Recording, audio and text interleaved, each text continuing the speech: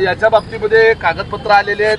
वास्तविक सुहास कदम यांनी त्या महिलेच्या विरोधामध्ये अगोदर तक्रार दिलेली आहे। त्याची तारीख जी आहे ती 2/7/2026 ला सावकारीच्या अंतर्गत त्यांच्या विरोधामध्ये तक्रार दिलेली आहे। त्याची ही कॉपी आहे आणि मग त्यांनी दुसऱ्या दिवशी सुहास कदम यांच्या विरोधात क्रॉस कंप्लेंट दिलेली आहे। आता त्याच्यामध्ये दिलेल्या कंप्लेंटच्या बाबतीमध्ये त्यांच्या माध्यमातून झालेलं जे ट्रान्झॅक्शन आहे हे ट्रान्झॅक्शन जे काय दर्शवतं, दर महिन्याला 32,000, 30,000, 33,000 हे दर महिन्याला त्या ठिकाणचं ट्रान्झॅक्शन त्या ठिकाणी दिसतं।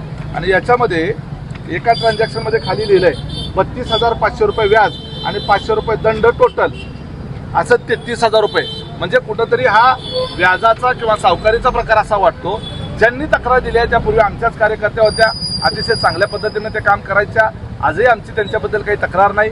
कुणीतरी त्यांना फितवलं असू शकतं, कुणीतरी त्यांचा गैरसमज केला असू शकतो।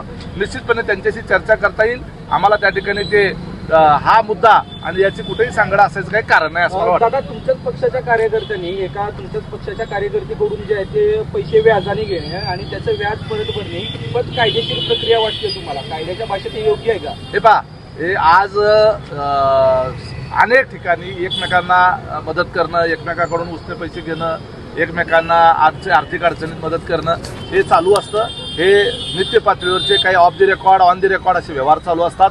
आपण सगळ्याच्या खोलात जात बसलो तर विषय डायव्हर्ट होईल। मुद्दा हा जो आहे तो सोलापूर शहरातल्या अवैध व्यवसायाच्या संदर्भातला आहे। तो कुणी उपस्थित केला याच्याही पेक्षा जास्त महत्वाचा आहे तो मुद्दा जो आहे तो गंभीर आहे किंवा नाही हा मुद्दा आहे। सोलापुरातले अवैध धंदे बंद झाले पाहिजेत का नाही आणि बेकायदेशीरित्या चालू असलेल्या ह्या सगळ्या बाबी याच्यातून सोलापूरला आपल्याला मुक्त करायचं का नाही? तुम्ही सुद्धा सोलापूरकर म्हणून आणि मी सोलापूरकर म्हणून हा तुमच्या आमच्यासाठी आणि तुमच्या आमच्या कुटुंबासाठी आणि आमच्या तरुण पिढीसाठी आणि आमच्या भविष्यासाठी हा मुद्दा महत्वाचा आहे का नाही हा खरा मुद्दा।